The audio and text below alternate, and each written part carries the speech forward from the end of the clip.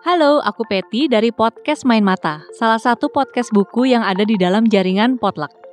Di video kali ini, aku mau membagikan 10 buku terpopuler dari luar negeri yang dirilis tahun 2020.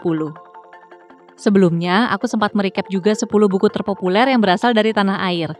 Kalau kamu belum nonton videonya, bisa lihat di sini ya. Disclaimer lagi nih, pemilihan buku ini murni berdasarkan pendapat pribadi dengan urutan buku dibuat secara alfabetikal. Kalau nanti kamu suka dengan video ini, jangan lupa like dan subscribe channel YouTube Potluck Podcast dan follow juga di Instagram @potluckpodcast. Yuk, kita mulai.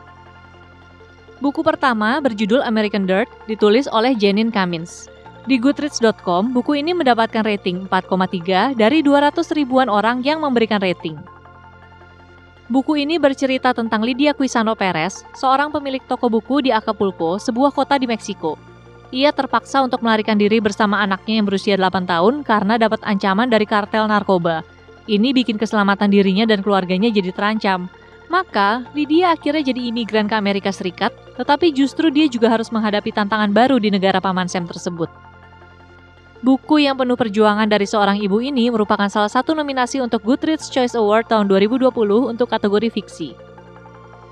Buku kedua berjudul Case, The Origin of Our Discontents, ditulis oleh Isabel Wilkerson. Di Goodreads.com, buku ini mendapatkan rating 4,5 dari sekitar 27.000 orang yang memberikan rating. Isabel Wilkerson sebelumnya pernah meraih penghargaan Pulitzer berkat bukunya yang berjudul The Warmth of Other Suns. Buku ini berbicara tentang rasisme di Amerika Serikat. Kali ini, ia hadir dengan penjelasan lebih lanjut tentang penggunaan sistem kasta secara tersirat yang menjadi fondasi bagi penindasan berbasis rasial di negara tersebut. Lewat buku ini, kita diajak untuk melalui perjalanan pikiran tentang betapa buruknya sistem kasta yang dibangun ini. Buku ini merupakan buku pilihan di Goodreads Choice Award tahun 2020 untuk kategori sejarah dan biografi. Buku ketiga berjudul Deacon King Kong ditulis oleh James McBride. Di Goodreads.com, buku ini mendapatkan rating 4,2 dari 19 ribuan orang yang memberikan rating. Buku ini mengangkat kisah tentang seorang pelayan di gereja alias deacon. Kalau di sini disebutnya diakon. Jadi, diakon ini tiba-tiba menembak seorang bandar narkoba di depan umum. Setelah peristiwa itu terjadi, ternyata ada banyak hal yang bisa diceritakan dari kejadian tersebut. Mulai dari perasaan sang korban, para saksi, polisi yang menginvestigasi, sampai rekan sang pelaku. Ini benar-benar kisah yang gak cuma mengangkat konflik di permukaan, tapi juga masuk lebih dalam ke interaksi antar manusia, dan menunjukkan bahwa sebuah kejadian bisa mempunyai dampak besar bagi banyak orang. Buku Deacon King Kong menjadi nominasi Goodreads Choice Award 2020 untuk kategori Historical Fiction dan salah satu dari 10 buku terbaik tahun ini menurut The New York Times. Buku keempat berjudul Hidden Valley Road, Inside the Mind of an American Family ditulis oleh Robert Kolker. Di Goodreads.com, buku ini mendapatkan rating 4,1 dari 37 ribuan orang yang memberikan rating. Ceritanya tentang sebuah keluarga yang punya 12 orang anak. Orang tuanya bernama Don Galvin dan Mimi Galvin. 6 anak mereka ini ternyata didiagnosis mengidap skizofrenia. Selain dinamika di antara mereka sendiri yang pasti luar biasa banget, keluarga mereka juga menjadi sumber penelitian bagi umat manusia. Buku ini mengajak kita untuk mengikuti kisah yang penuh kehangatan cinta, harapan, dan penderitaan. Buku ini pun menjadi salah satu nominasi Goodreads Choice Award 2020 untuk kategori non-fiction. Buku kelima berjudul Interior Chinatown ditulis oleh Charles Yu. Di Goodreads.com, buku ini mendapatkan rating 4 dari 8 ribuan orang yang memberikan rating. Buku ini merupakan pemenang National Book Award 2020 untuk kategori fiksi. Ceritanya tentang Willis Wu, seorang Asia di Amerika Serikat yang tinggal di Chinatown dan bermimpi untuk menjadi kungfu guy yang menurut dia adalah puncak karir tertinggi untuk dirinya. Namun, saat karirnya terus menanjak, ia justru terbuka matanya akan sejarah-sejarah rahasia di Chinatown dan tentang keluarganya serta makna eksistensi dirinya di Amerika. Buku ke-6 berjudul Invisible Life of Eddie LaRue ditulis oleh V.E. Schwab. Di Goodreads.com, buku ini mendapatkan rating 4,3 dari 87 ribuan orang yang memberikan rating. Pada tahun 1714, seorang perempuan muda di Prancis bernama Eddie LaRue membuat kesepakatan berbahaya untuk bisa hidup selamanya. Namun sebaliknya, setiap orang yang bertemu dengannya akan melupakan dirinya. Petualangan Eddie pun dimulai, tentang bagaimana ia akan bertahan hingga 300 tahun kemudian ia bertemu dengan seorang pria yang mengingat namanya. Buku ini merupakan salah satu nominasi untuk Goodreads Choice Award kategori fantasy. Buku ketujuh berjudul Mexican Gothic ditulis oleh Sylvia Moreno Garcia. Di Goodreads.com, buku ini mendapatkan rating 3,7 dari 80 ribuan orang yang memberikan rating. Buku ini bercerita tentang Noemi Taboada yang mengunjungi High Place, sebuah rumah terpencil di daerah pedesaan Meksiko. Ia ke sana setelah menerima surat dari sepupunya yang memintanya untuk datang dan menyelamatkannya. Dipenuhi rasa penasaran, ia pun menyanggupi hal tersebut. Meski ia tidak yakin apa yang menantinya di sana, ia merasa akan bisa melakukan sesuatu.